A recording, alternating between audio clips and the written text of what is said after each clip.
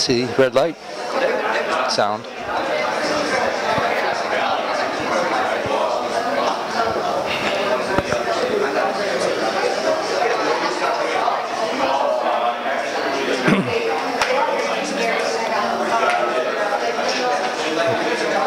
Okay.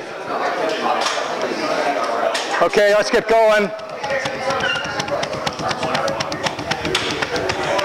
Joaquin, could you close the door?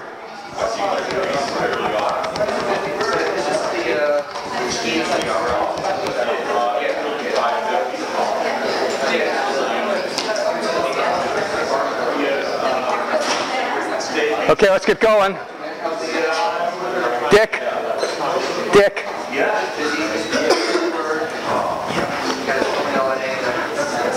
All right. Okay, welcome. Thank you. Thank you for attending. Anybody have any questions, any comments about Tuesday's class? What did you think was cool or interesting or different about Tuesday's class with Gail and need finding? I got a lot of good comments. Can somebody repeat their comment from Tuesday? Alexander. I found it kind of interesting being an interviewee and kind of re-examining where I had to just on my own make kind of accessibility changes to how I do things to make my life easier. Okay. Thank you. Anybody else have any comments? Yes. Just like learning identities, knowing like that concrete process was good. Okay. Right. He went through it pretty quickly, so if you have any questions or want more details, you can certainly get in touch with Gail or ask me about that. So one thing that I like to make is that in my mind, when we talk about problems and needs, to me a need is based upon a judgment that you have about somebody else, a condition or something. So to me, need finding is the wrong term. I like identifying the problem better, but that's just me. But you can use whatever term you want. So, so again, we have a attendance sheet and evaluation form. These are things that you're going to see in every class, so make sure you fill it out. We'll have a little bit of a break before our guest lecture, so if you haven't signed the attendance form, that would be a good time. So people who are taking the course for one unit and doing an individual project, I need to meet with you to discuss your ideas for a project so you can get going. So please schedule that as soon as you can. I'm free most of tomorrow and next week. So come to me with your ideas and make sure that I get you on track so you can get going on that. So team projects, it looks like there's only 2 students who haven't formed a team. I've talked to them and hope they can decide on a project together. So that's actually going pretty well, and I thank you guys for doing such a good job at forming teams. So again, it's a very short quarter. You need to work diligently. You are going to use your own initiative. I'm not going to tell you what you need to do today, tomorrow, or this week. It's up to you and your team to organize yourselves and to take on the project. If you feel stuck in any way or are unsure of what to do, please get in touch with me and I can help you grease the process along. I'm here for you, as are some of the project resource people, including Debbie and some other people. And of course, you can ask technical questions of the folks at PRL, the TAs there. They're all here for you. They're here to support you and your project, so make sure to use them. So you need to meet with your team and meet with and interview the people who suggested the projects. That's the first on your list. At the same time, you can go on the internet and see what else has been done in your project area for 2 reasons. One, you don't want to duplicate an effort that's already been done, and maybe you could learn about why the solutions that are already on the market aren't working. If the product was really successful, then the problem wouldn't be a problem anymore. So you need to sort of understand that. Brainstorming is next, and the next slide will go through some of the rules about doing that. But basically, you need to go through this cycle here, build something, test it, analyze it, and repeat until the end of the course. I want you to make sure you document your efforts, how you feel about the project. Get your camera out, take pictures, short video. I want to see your prototypes. It's really good to see the progression of your work with lots of prototypes. So be sure to include that. And I want you to report on what you're doing every week to me individually, so I know that you're doing stuff. If I don't hear from you, I can only assume that you haven't done anything. So you don't want to. I don't want to have that impression if you've actually done something. So brainstorming, there's rules for brainstorming. How many people have never done brainstorming before? Okay, well then this is a review. So the first thing is that you can't do brainstorming by yourself.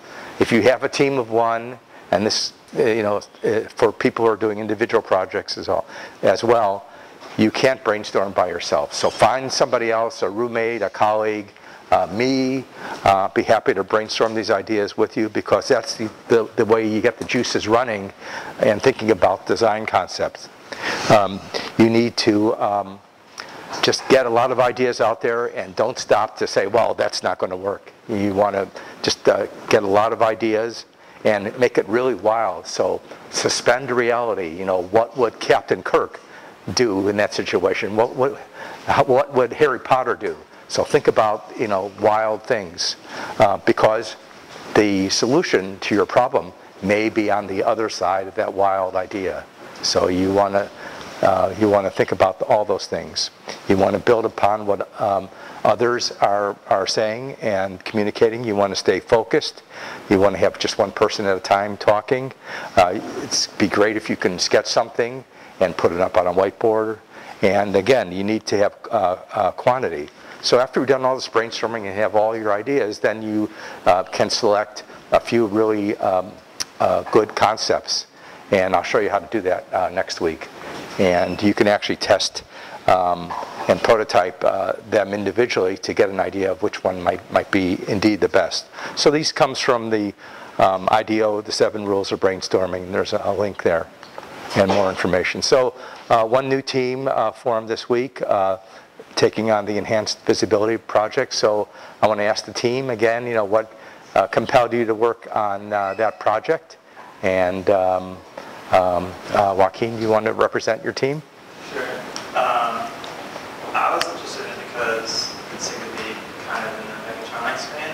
Yeah. Combining some sensory electronics and some hardware. Oh, neat. Minecraft program, so that's pretty cool. And I also have some experience from this past summer in my internship doing like this kind of visibility stuff on other products. So it's a pretty good extension of that. Okay, that sounds great. I'm really looking forward to seeing what you're doing. Yeah, Fernanda's happy too. Okay, so some of the lectures, we're going to have some time at the beginning for me to talk about things. And here's some things I've talked about in previous classes. And Tuesday, I'm going to talk about Martin Luther King and his relationship to assistive technology. But here's some other topics that I've done in the past. So if you, looking through this list, and you find something that you really might like, write it down on the evaluation form, and I'll make that a priority. Or if you have a topic that you want me to talk a little bit about for 10 or 15 minutes, or have a discussion about, again, please write it down. So I got an email from the Haas Center for Public Service. They have a couple fellowships just for you guys on assistive technology. Alex Tung was instrumental in getting this course going. So he has a fellowship named after him. He's no longer with us. So I'm going to send you information about these fellowships, and these are over the summer. I'll send it in my email tomorrow. So how many people think they're going to need a letter of recommendation from me sometime in the future, either as co-term or to a university? Okay. Okay. If you want a letter from me, I want you to tell me as soon as you right now, basically, because I want to follow how awesome you are the whole quarter. So rather than try to remember what you did, if you tell me now, then I can follow you and really make a great letter. I'm sorry, but I think you guys have already. Well, I really believe the fact that David is really planting a seed, not just in this class, but his work is recognized. Thank you. Well, okay. So let me know about that. I want to say that there's a lot of lecture material on the course website, including videos, slides, handouts, and web links and photos and stuff. So if you miss something or you want to look back at a slide or something, just go on the website and find it. So you don't have to write notes about everything if you don't want to. I mean, I saw a lot of people taking notes, and that's fine, but it's also on the website. So it's not gone after the next slide. People who have missed lectures, I'll be in touch with them, and there's a mechanism to make those up. I want people who are working on team projects to make sure to get their safety orientation and get their shop passes early, so you can start in the PRL early. Because the sooner you start, the more iterations you're going to have, and your prototype is going to look much better if you go through a couple more iterations by starting early. Team budgets. The course will pay for the first $200 of your project. So please keep your receipts on anything you want reimbursed. If you lose your receipt, it's not going to be reimbursed.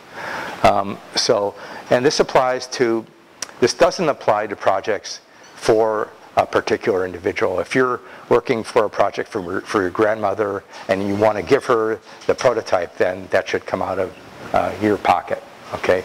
If you have any questions about that, let me know. Okay, so we're going on a few field trips, and we need drivers to get there. So if any student has a car or any community member can volunteer to drive to these field trips, that would be awesome. And there's a form that I'm going to pass around to have you fill out if you're willing to drive people to one or more of these field trips. And I'll supply maps, before you go, so you know where it is. It's all pretty close. So last thing is that there's this really neat meetup taking place next Wednesday in downtown Palo Alto. It's an aging in place meetup event, and there you'll see, this is a store that actually sells these Beam telepresence devices, and the store has no employees. It just has the beams, and so they're going to have they're going to meet at the store next week and talk about how these beams can be used to do virtual visits. If you have a parent or a grandparent with a disability and they're out of town or something, you can visit them using this device. So that's what they're going to be promoting. So that ought to be a lot of fun. I'll be there, okay? So next Tuesday, we're going to have our panel discussion from students at Stanford with a disability. Well, Aubrey has graduated, but, close enough. So they'll all be talking about themselves and their disability and the technology they use and and techniques that they have used to become great Stanford students. So that ought to be really interesting. It has been in the past, so so that's good. So, but today we'll have Debbie Kenny after the break, and she'll be talking. She's an occupational therapist, and I'll introduce her after the break. So now's a good time to come down, sign in, get your evaluation form, get a cookie, and we got I'm going to move these over here.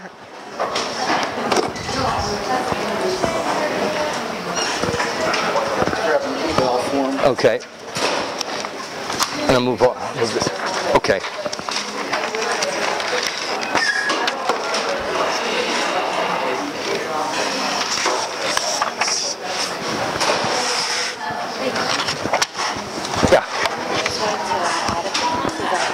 Yeah, sign in. Because if you decide to take the class, then I can give you credit for attending this session. Thank you.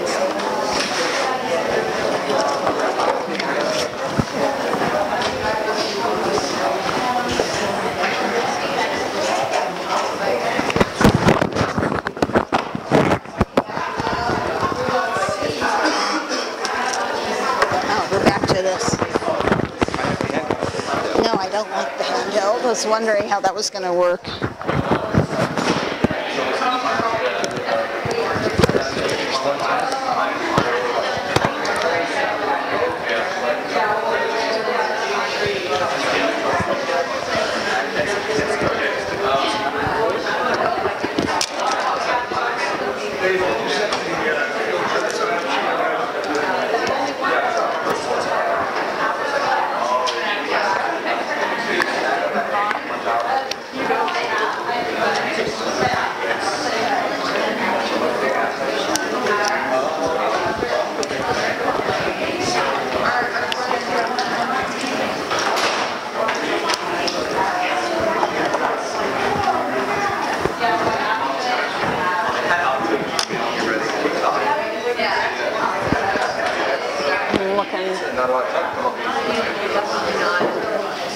Just give him one more minute.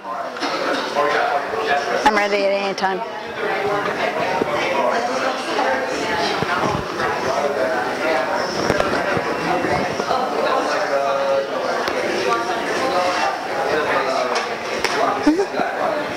Okay, let's get started. Actually, before we get started, I'd like to really encourage the students in this class to come forward and fill in the seats that are closer, because you're going to have a tough time maybe seeing some of the stuff that I brought. I will have it available afterwards for you to check out some of the little pieces of assistive technology that I brought, but again, you're going to have a tough time in the back seats there. Yeah, so any students, please move forward. There's seats. Because, you know, when you see pictures of leaders like that march in France against terrorism, where are the leaders? The leaders are in the front row, okay? So you guys are going to be Stanford graduates, and you're going to be expected to be leaders, okay? Do I need to say any more? Okay.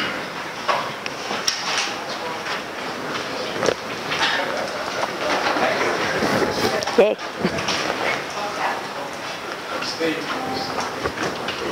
Ready? Okay, I'd like to introduce our guest lecturer today.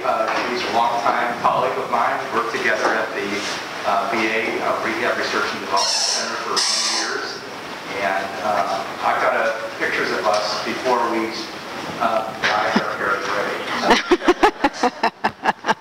So Debbie has been an occupational therapist working with stroke survivors and hand patients for 25 years. She splits her time as a researcher between Stanford and VA. She's collaborated on numerous design development research projects with both engineers as well as with graduates, medical, and undergraduate students. Her work includes testing and integrating technology into the rehab setting with individuals with Parkinson's disease, stroke, spinal cord injury, hand therapy, and balance problems related with aging. Debbie currently works with researching problems of hand rehabilitation and treatment related to post-surgical pain and thumb arthritis, and continues to develop novel treatments for post-stroke survivors privately in the community. So let's give a warm Stanford welcome. Thank you, Dave. First of all, I'm not sure that everybody is familiar with what an occupational therapist is. Most of you probably know what a physical therapist is, but probably less than half of you know what an occupational therapist is because of the name. The name throws people off. What is occupation? In this case, occupation is the occupation of daily living. Everything that you need to do to get up, to get to class, to get in your car, to drive, to feed yourself. All those things are occupations of daily living. So an occupational therapist helps to take care of people who are having difficulty in any of those areas of their occupations of daily living. So a little bit, you kind of know this probably already about how assistive technology is used. Remember, it's not just for physical problems, it's also for problems that may be cognitive or mental, such as learning disabilities and where that's used. That we use it to improve function, also to overcome disorders, to prevent worsening of conditions, as well as strengthening weaknesses. So when we talk about ADLs, activities of daily living, we're talking about a lot of different areas. One of the areas, of course, is self-care. So in terms of assistive technology and dressing, it tends to be very simple, straightforward, mechanical tools. So here we have a long dressing stick. It can also be used as a shoehorn. We have these shoelaces, and as you notice, one of the neat things about these shoelaces is you may have actually seen them out in the community and community members wearing them. I would encourage you, when you're designing, to design in a way that it goes beyond just with working for somebody with a disability, that it goes and encompasses a lot of different areas. So kids use these, right? And oops, let's go back. So we have here is something for putting on socks if you can't reach over, a button hook, and then we have our Velcro. There's a lot of other ideas. As June says, it's kind of assistive technology that is mundane, but it's necessary. When we talk about self-care, we're also talking about mobility, being able to get places. And it goes from canes. This is a quad cane. And here we have an entire robotic exoskeleton that is helping this young lady who has a spinal cord injury be able to get places. It's not very efficient. They're still in the very experimental stages. But it's an up-and-coming field. We have all kinds of different wheelchairs. We have all kinds of different prostheses. And we've got the sea leg here. And technology's changed a lot since when I started in this field. When I started in this field, the artificial limbs that were available weren't they were heavy, they were difficult to use, and I think they're a lot better now. The fact that we have actually somebody who ran in the Olympics with a prosthesis is a testament to that. So we also talk about eating and meal preparation. That's a big part of what everybody does every day to get by, right? So you have to be able to get your food. So what happens when you only have one hand, like in the case of a stroke or an amputation or a spinal cord injury where your hands are affected? How are you going to do these things for yourself? Again, very mundane looking tools, but very necessary looking tools. Here we have, Here we have something to help with the one-handed cutting. And I brought one here to kind of show you. So if I have an apple, and let's say this was just a regular, I know I can have an apple this way, and it's not going to move. But if I had an apple, and I was going to try to cut it with a regular knife, it's going to try to roll around on me. And I can get some cut into there if I put enough strength into that and push down on it. But if it's a piece of meat or something like that, and I'm sawing it around and it's moving around on my plate, and I don't have another hand to stabilize it, what am I going to do? Well, so if you're doing something like that, you have these little prongs on here, right? And these prongs can help.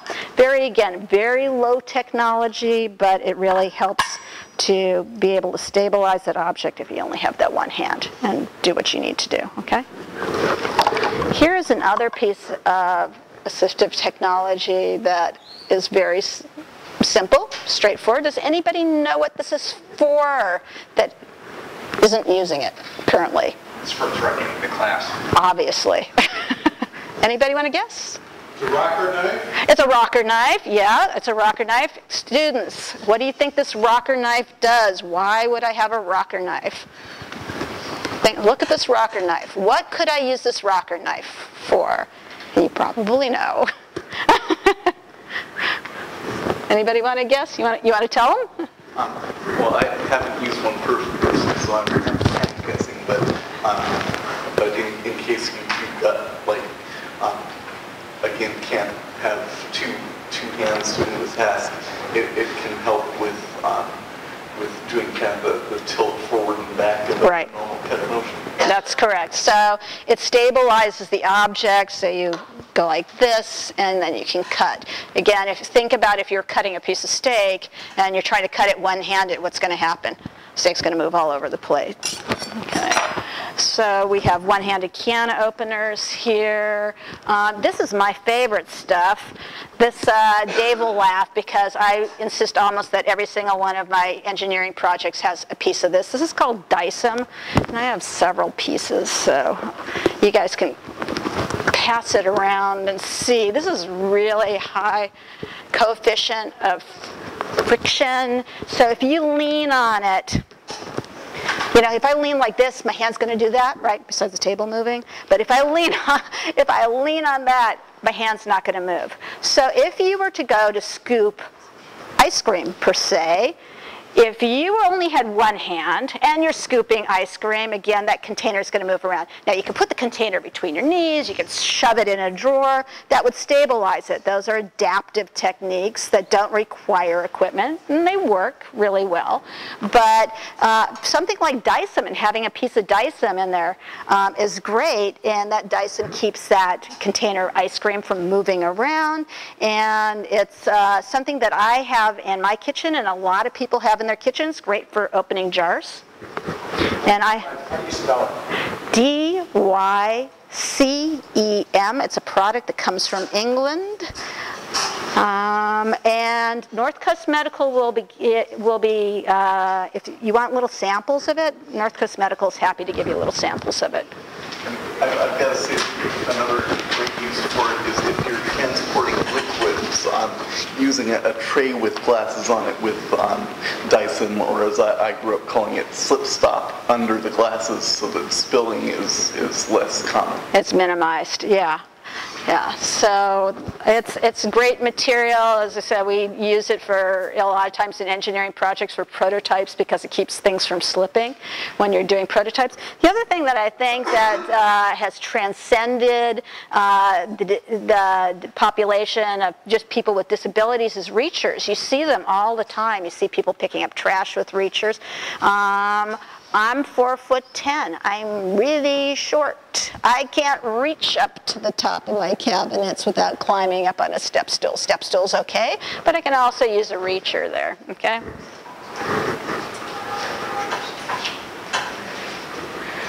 Again, eating is an important part if you don't have good use of your hands. This gentleman has no use of his hands, but he wants to be able to feed himself, okay? And there's a lot of equipment. This set of equipment is for somebody who has good shoulder and elbow movement but doesn't have a lot of hand movement. I don't know, Molly, did you use one originally when you had first gotten your injury? So it's basically strapped to the hand, and so that you don't have to grip. And there's our rocker knife, and there's all kinds of eating utensils. If you only have one hand and you're scooping, some people like to put something on the side of the plate which to scoop up against. Not everybody does this, but this is another little bit piece of assistive technology. So let's see. Again, your hygiene's an important thing. We need to be able to brush our teeth. This gentleman has no arms. He's using one prosthetic hook, and he's learning how to brush his teeth. Here's somebody who has a knee injury and is using a bath bench and raised toilet seats and long-handled sponge. And we're going to talk about long-handled sponge in a second. Communication is also very important. How do you communicate? How do you get your lecture notes? Drag and dictate, when we was really developed with disabled people in mind, and it's become now a tool. All your phones, you can dictate into them, right? They're going to do speech to text, right? And they learn, and that's something that now everybody can do, and not just people with disability. And over here, Dave's laughing because this is a finger spelling hand, so A, B, the American Sign Language finger spelling. This is for people who have a condition where they started off being able to hear and to see, and so they do have speech, but they lose their ability to both hear and to see. And in order to communicate with them, you need some way of being able to do that. This hooks up to a small little keyboard, and this was, I don't know, what did we do this 20 years ago, Dave? And so that was a fun little project. And we have all kinds of communication systems. Hearing's really important to be able to communicate, or again, something else. And we have and then we have leisure activities. We have a one-handed for gaming, right? And this guy's got 2 fins on his prostheses. And we've got a sit ski. Does anybody know what?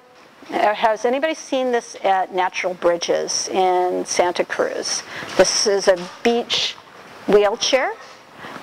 Large tires allow it to go over the sand easily. And they actually have them, if you ever have somebody that has a disability and you want to take them out to Natural Bridges, you can take them out. If you go into the ranger station, they have this available for use. And here's somebody who likes to fish but doesn't have 2 hands, so they have a little switch and it reels the fish in. Okay? And then you have vocation and education. So this is somebody who's driving their keyboard. We have much more sophisticated ways of doing that now. This is pretty old technology, but Sip and Puff is still used in some areas. This gentleman is in a wheelchair and needs to be able to get up into his tractor in order to do his work, so we have a lift here that's available for him. And this is a guy who enjoys welding and wants to be able to stand in his wheelchair, so we have a standing wheelchair. And there's lots of other pieces of a technology out there. These are just some examples to kind of show you the breadth of what we're talking about when we're talking about assistive technology with people who have disabilities. So, how does the rehab equipment get to its user? This is a big area. So a lot of these pieces of equipment you can actually pick up at the store. I have seen certainly these at the store and some of the other pieces of equipment, and consumers can go directly to places like North Coast Medical and get these products. But the higher end products like the wheelchairs and the wheelchair seatings need specialists, and this requires a prescription. And the physiatrist, this is a name of a rehab doctor, it's physiatrist, not psychiatrist, this is a physiatrist, will send out a referral to evaluate and treat and fit people for different pieces of adaptive equipment. And we have large rehab teams with specialties. PTs obviously are going to deal with walking and walking problems, maybe some back problems, spine problems. We have teachers and special educators who might deal with other problems in education. I deal with problems mostly with the activities, the daily living problems. We have audiologists, nurse practitioners. We have special people who, when it gets really, really, really high tech, that they work directly with seating specialists. And so there's a lot, big team. So lots of us who are involved in the process.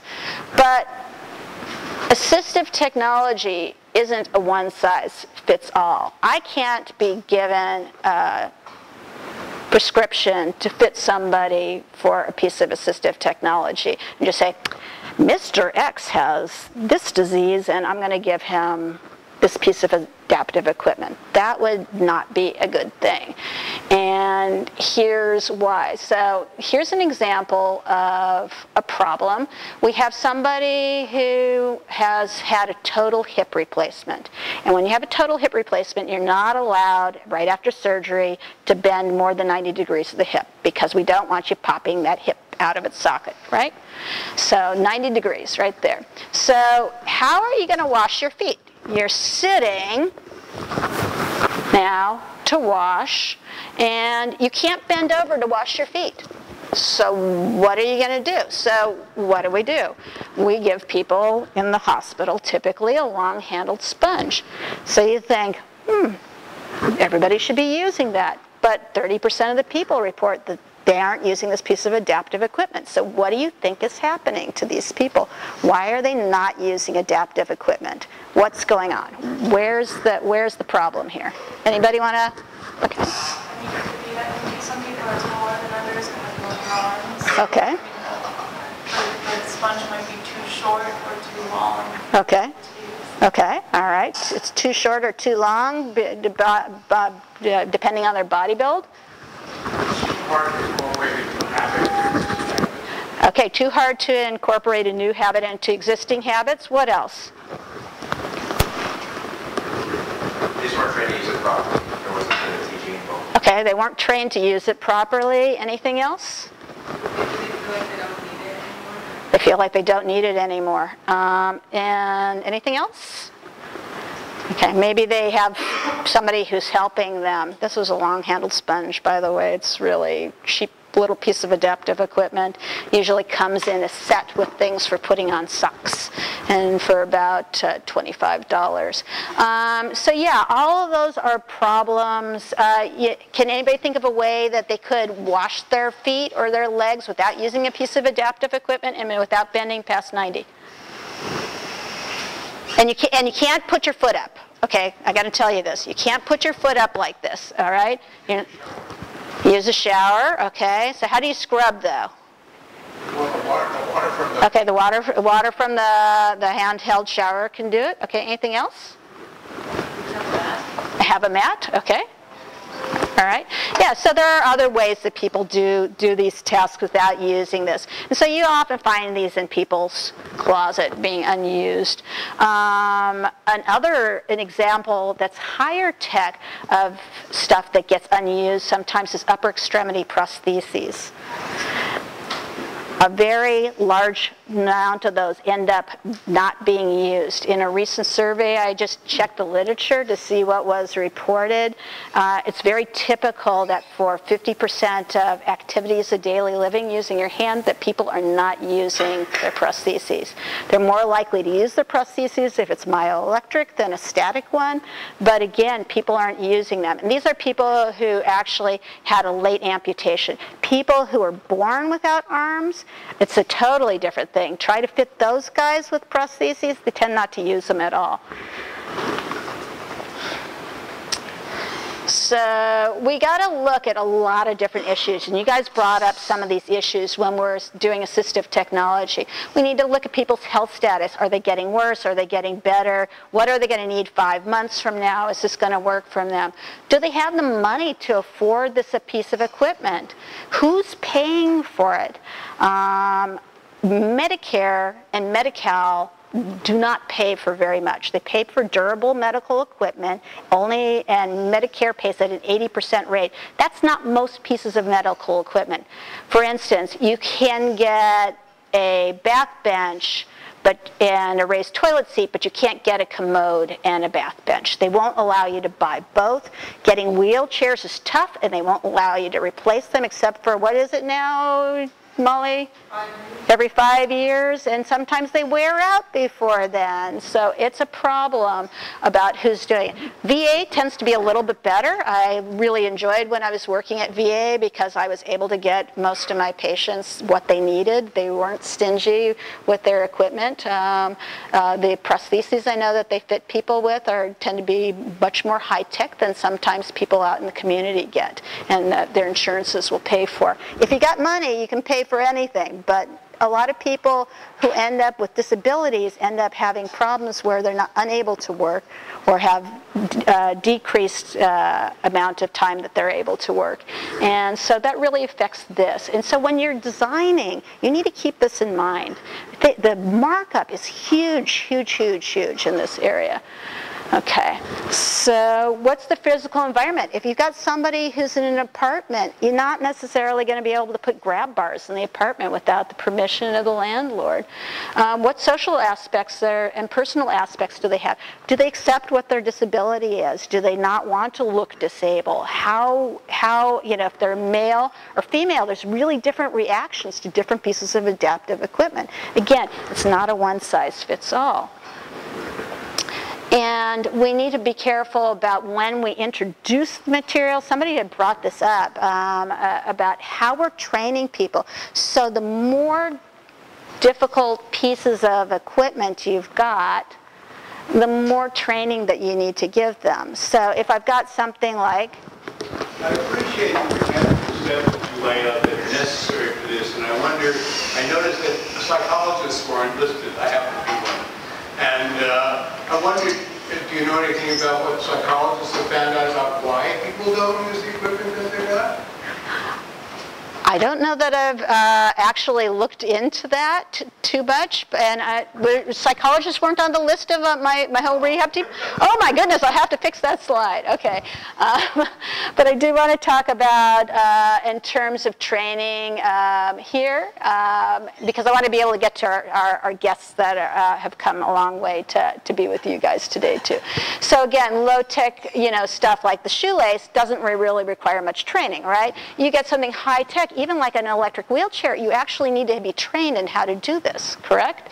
So the more training, and when you go home from the hospital to your home setting, you're back into I'm barely coping mode. And so sometimes people are overwhelmed, and the pieces of adaptive equipment you give them are no longer able to be used because they don't remember what's being taught to them.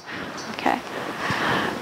So how does this relate to your product development? Really want to encourage you to talk to all your stakeholders throughout the entire process when you're designing. So your end users, whoever those people are, the rehab team and therapists, we're oftentimes the people who, again, will prescribe the equipment. We know what's out there in the community. We know what works for people and what doesn't work for people. We know how to ask some of the questions about, these people as individuals. And family members, and involving them also in the design process are really important, because family members oftentimes have likes and dislikes and are able to help people, and maybe the people need less adaptive equipment when you have a family member present. So I'm going to bring up our panelists here, and I do want to also encourage you at some point in time at the end to come up and kind of check out some of the stuff that I brought. I didn't really show you everything that I brought, but there's a lot, and it's kind of fun stuff. So Jackie and Karen, can you come down?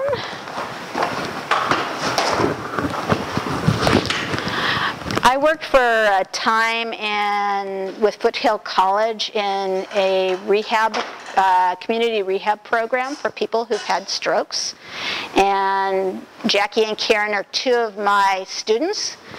And I want you to practice a little bit of your skills about interviewing people, and also to seeing people as individuals, that they're not just people, as I said, they're not a stroke. They're a person first. They're a person with a stroke. Okay. So I'm going to show you some pieces of assistive technology that they may or may not use, and you're going to have to figure out from interviewing them whether or not they use these pieces of adaptive technology.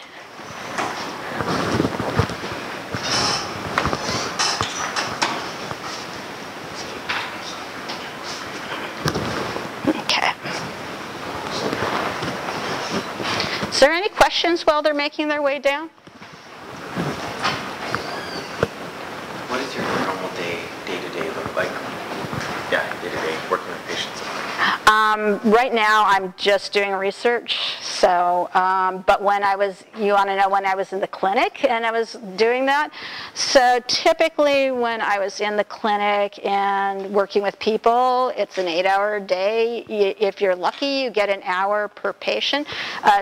Typically in a rehab setting, somebody who's had an acute stroke after their acute phase and they're no longer at risk for their life and they're ready to work in rehabilitation, we'll get 2 weeks with somebody. 2 weeks. Maybe if we're lucky, 3 weeks. And maybe if we're at the VA, 4 to 5 weeks. But not a long time to teach them a lot, especially when people don't have the use of an arm or a leg. So stroke is a brain injury that occurs either through a clot or through a bleed in the brain. And in Karen's case, she had an aneurysm that burst and caused her disability. And he also had, you had high blood pressure, right? Yeah, that led to bleeding in the brain. High blood pressure and bad plumbing. Yeah. Yeah. That affects both, in their case, both the motor cortex and the sensory cortex. So they have both motor and sensory problems. They can feel, but maybe not in the same way as they feel on their unaffected arm or leg. Both of them have some movement of their affected limb. One of the things that does happen with stroke that we can generalize about with people that have hemiplegia is that if you move the limb really quickly, it tightens up. And that the muscles start off very, very weak. And so there's other muscles that are very, very strong. And sometimes they tend to go into a flexor pattern like this with a closed fist, with bent wrist, bent elbow, and in like this, kind of a tucked position. The opposite of the lower extremity kind of goes into extensor pattern. And it's difficult to overcome these problems. Yeah, so I want you guys, because I could sit there and talk to you and tell you everything about them, but I want you to interview them. This is your chance to interview these guys and find out something about them because they're really interesting people, both of them. Who wants to start? Names, where you're from, and you can start with that. Okay. Okay, Jackie, when? From Hong Kong, like you guys, and engineers. So aware. Career hazard. I was a robot engineer, so I basically reverse engineer myself.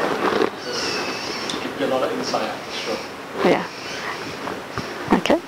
I'm Karen, and I live here in Los Altos. What do I do?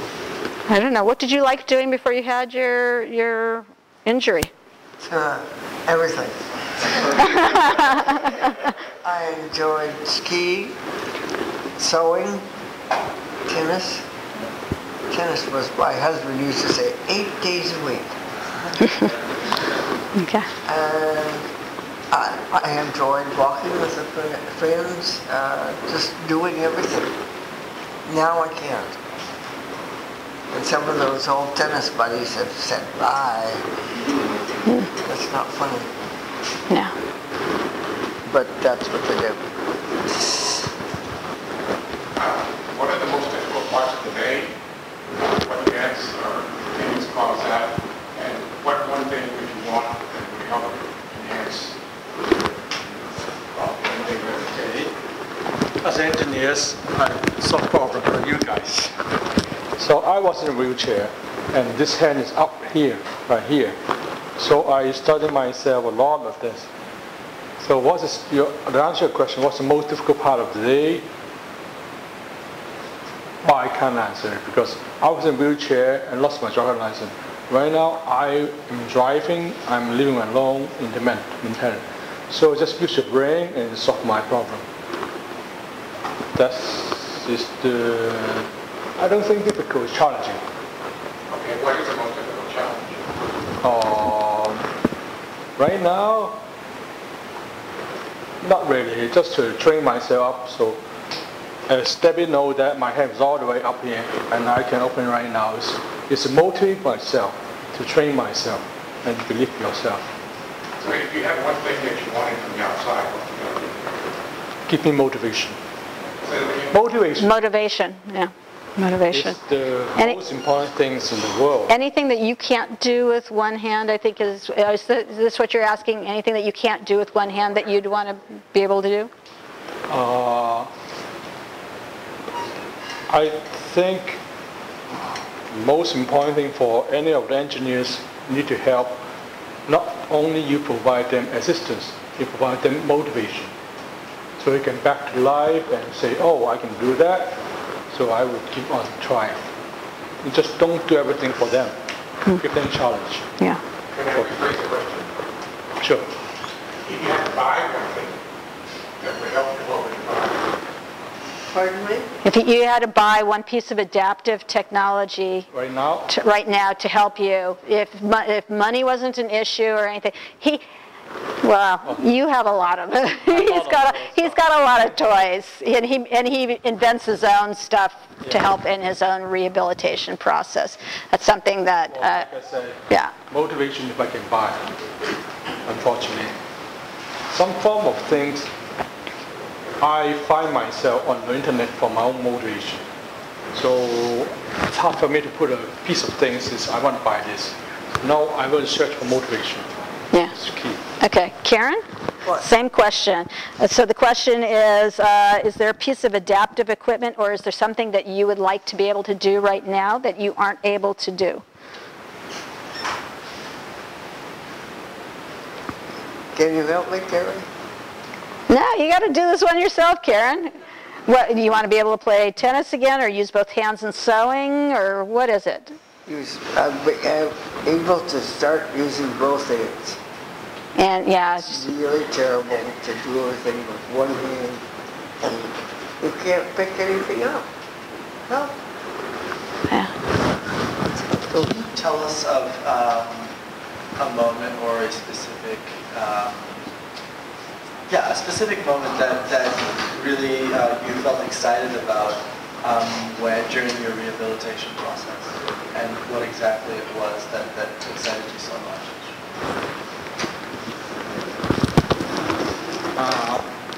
What's the moment I feel excited when I go through my rehabilitation process? When he went through rehab, yeah. Well, how about when you started being able to talk again? No. I just one exact moment I'll be able to pee again. You know that. Okay. I can. That's a big thing. Karen, was there one particular moment? Karen was really, you were in bad shape for a really, really long time. Gary was taking care of her for how long before she could start doing stuff for herself? When she came home from the hospital, she was one step above a vegetable. She had open trachea and couldn't speak, couldn't eat, couldn't swallow. She was sent home to my to die. Yeah. And look at her today, and she makes beautiful embroidered towels and all kinds of good stuff. I have a question for you guys. You guys were sent home from rehabilitation with a lot of pieces of adaptive equipment, or you've gotten adaptive equipment along the way. I'm holding one of the pieces of adaptive equipment I know that Karen has had in their closet for a long time. This is a splint that was designed to help her to open her fingers up, and it just wasn't fit right, and it wasn't the right splint for her. It's a very expensive splint. It's not that it's a bad splint, it was a bad splint for her. And I think that a lot of people who go through rehab have a similar experience where they're given a smorgasbord of adaptive equipment, and half of it ends up getting stuck in the closet. And you have a piece that you did not like, that did not work well for you? I do have other pieces. You want to share one? This one looked like a torturing device. So imagine how you can put my hand in it with one hand. You can explain what that is. Yeah, this is to help. One of the things that happens with people who've had a stroke, a lot of times they can grasp but not open their hand. And so these have springs on them or rubber bands on them that allow them to open their hand. But you have to be able to get your fingers in there and everything like that. So you kind of stole my thunder on that one. So this is an expensive piece of equipment. I think you bought it with your own money. Is that right, Jackie? Yeah. Again, that's not something that would be covered. It would work for some people. It doesn't work for everybody. Jackie's one of the few people I know who lives independently and who could actually get this on himself. So I'm going to show you a couple pieces of adaptive equipment, and I want you to figure out if Jackie or Karen use them or don't use them. Okay? So let's go. Okay, so here's our rocker knife, and they range. There's different kinds of rocker knives. This is more like a Ulu knife, and it's a little bit more expensive, and people use, and then there's a rocker knife.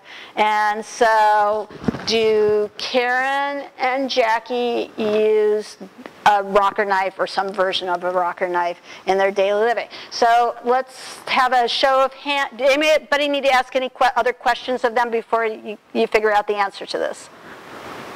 Yes, no? Okay. Let's have a show of hands if you think that Jackie uses them. Does Jackie use a rocker knife? Jackie uses a rocker knife. I'm seeing about 2/3 of you or more think Jackie uses a rocker knife. Okay.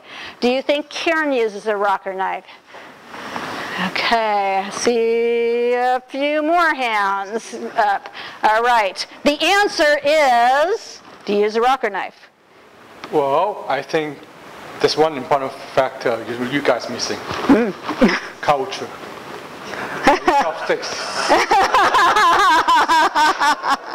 This is the point. Culture is important when you think about adaptive technology and how you're going to do it. Karen, do you use one of these? It's not exactly a curved knife, but I use an Alaska knife. Yeah, the Ulu knife. Yeah, like this one. Yeah, and the Ulu Alaska knife. She uses that. Yeah. So yes.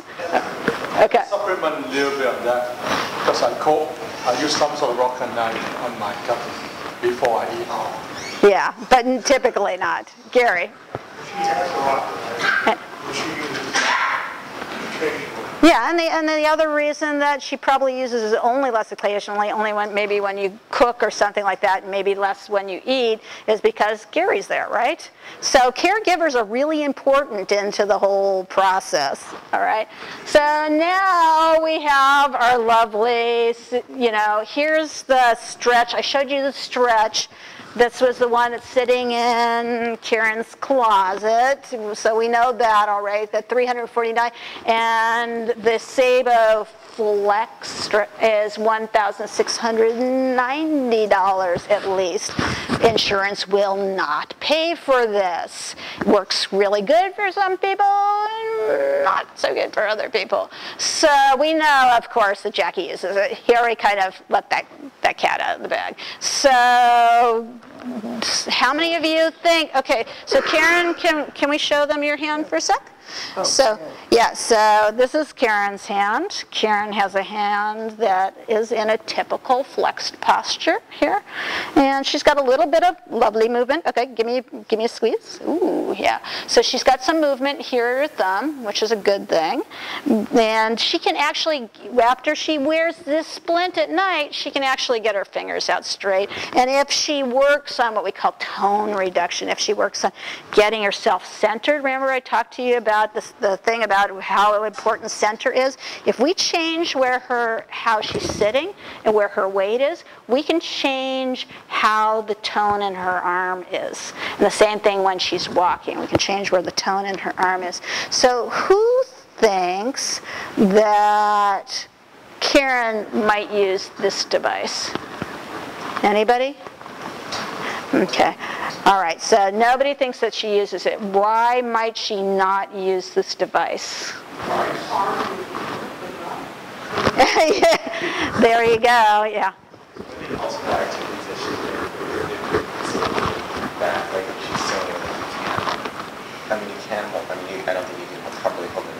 Yeah, it's actually a training device. You can't actually do, except for picking up balls and dropping them and doing little cones and stuff like that, you can't actually do anything functional with the SaboFlex. Is that device one size fits all?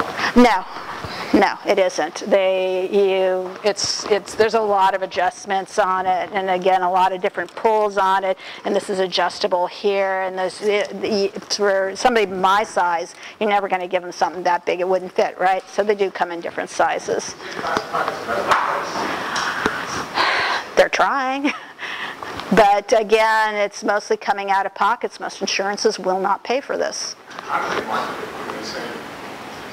So you can go online to Sabo.com and take a look, and they say, they're marketing it as it's going to improve your ability to open your hand. They have a new product actually that just came out in October. That's a glove that actually has some rubber bands, very low rider, to kind of help and facilitate that. But if you've got a lot of tone like Karen does, and Jackie has some tone, they were even not sure that he would be a good candidate for it, and he has active opening.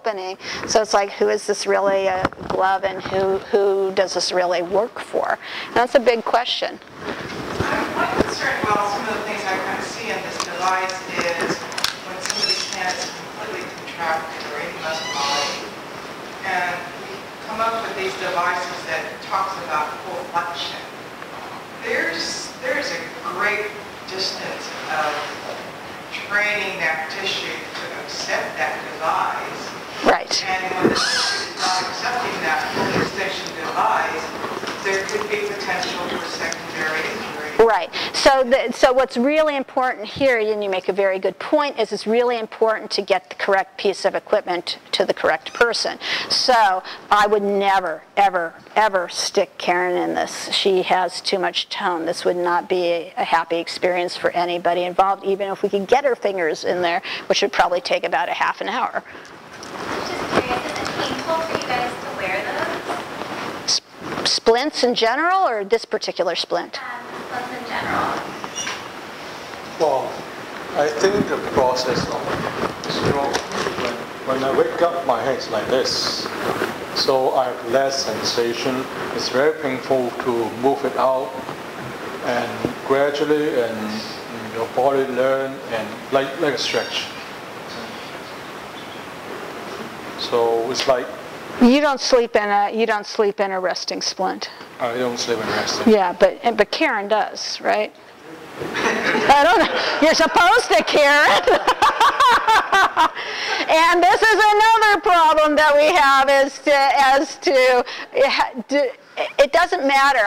As I was telling this team, you can work with people 1 day a week for 1 hour for lots of months, and they still have to take it home, and they still have to work on it at home, and they have to be motivated to work on it at home. You have to be very careful about how you do that with people.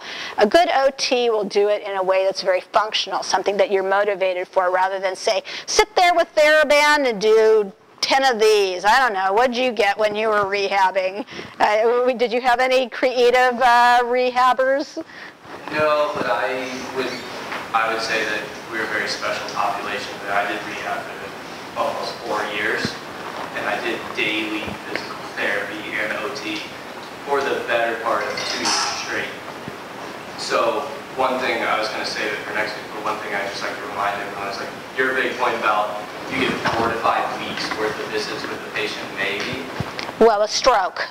Yeah. It always depends, but government healthcare, VA and active duty is some of the best in the world in the sense that there's a blank check. So I got to do daily physical therapy. The hand stuff I had a pretty significant hand injury. Right. But mine was all just tissue and kind of strength related. I got really lucky. There's no nerve damage. I was lost the pinky, and then this chunk of tissue is actually a flap from in between my bicep and tricep. And so that was really just getting it back to moving because it didn't splint it up. Yeah, and you had all that edema, and you had to overcome all the stiffness. 4 months. Yeah. And so it's totally fine now. We did, it was just a lot of cleaning, and I remember my OT, who I'm still very good friends with, she did just she moved it for me. It was like breaking up scar tissue. Right, Yes. which is not And the then most pleasant thing. was my activities of daily living were exactly what my hand needed to recover. Right. So I didn't have to do a lot of like practicing cutting. Right, and that's what a good OT will do, is they will get whatever it is that you need to do as part of your activities of daily living, whatever motivates you, because that's more motivating than sitting there and moving cones. Yeah, and it's obviously something that if there's like this baseline level where if you're good enough at something, then you can attempt to do it on your own, even if it's not perfect. Just doing it on your own over and over again will eventually get to where you need it to be. But building up to that baseline is what your physical therapists and occupational therapists are really useful for, because when my hand wasn't capable of that, I needed someone to help me get it there, and then I could just by living my daily life and seeing my OT once a week, once a month, she'd check in on it. So that's a big thing. So if the injury is so significant that you can't work it on your own, you need the therapy. But then at a certain point, yeah, but unfortunately, the insurance companies don't do that like they do with the vets and active duty military. So it's a totally different thing. Then one more piece, and this is the Bioness Hand FES, Functional Electrical Stimulation. Functional electrical stimulation, a little stimulation to the muscle, and it causes the muscle to contract, okay? So if we're working on hand opening, here you can see that somebody's hand is open. We're working on finger opening. So remember I told you that with stroke, a lot of times that the finger extensors are very, very weak. And so you can put this device on and you trigger it. There's a little, now the triggering mechanism's a little bit different than this, and this is about the price. Again, not paid for by your insurance. If you're in the VA, different ballpark. But, so who thinks that Karen uses this to help with getting her fingers out and stretched? Okay, and maybe having her hand be more supple. Okay, 2 of you, 3 of you, okay, 3 of you. All right, who thinks that Jackie might use this? Okay, a few more, but not a lot. And why not? For those of you who say no, why not? Because Jackie's hand is not No, Okay. I was like... Yeah, he was very, very tight when he first came out. He was very, very tight. Okay. Okay. Cost and hassle. Okay. Yeah. Anything else? Any other reasons that he might or might not use it, or Karen might or might not use it? I have a question. How sudden is the sort of It can be ramped to different speeds, so you have a lot of control over it. It can ramp up slow. It depends on what you need in order to get enough contraction of the muscle to move the limb through space. Again, we need to normalize tone before you can move a limb through space. If you got really tight muscles and you try to move a limb, even if you are, putting an electrical stimulator on it, it's not going to work. And for ramping up, is it pre-programmed in, or do you have to be manipulating a dial to ramp it up? You can usually ramp up the amplitude. A lot of times you'll work with your therapist. This is another thing where you'll work with your therapist to find the best setting for that, and so that it's in a good place for you. So, which one of you uses this device? Which one you want to look at the device? Karen, do you use that device? Yeah. So Karen and Jackie are kind of a yin and yang of adaptive technology. Jackie likes to use a lot of different things, and that suits his personality and that suits his own rehabilitation needs. Karen has some needs, but she doesn't go that route where she's going to try every single thing that's available, because a lot of them don't work. We did look into all this equipment at the time, which was maybe 10 years ago. And in most cases, Right. And then even the equipment that they fit with her with the Sabo Stretch, that wasn't an appropriate piece of adaptive equipment. Yeah, yeah. Okay, so let's.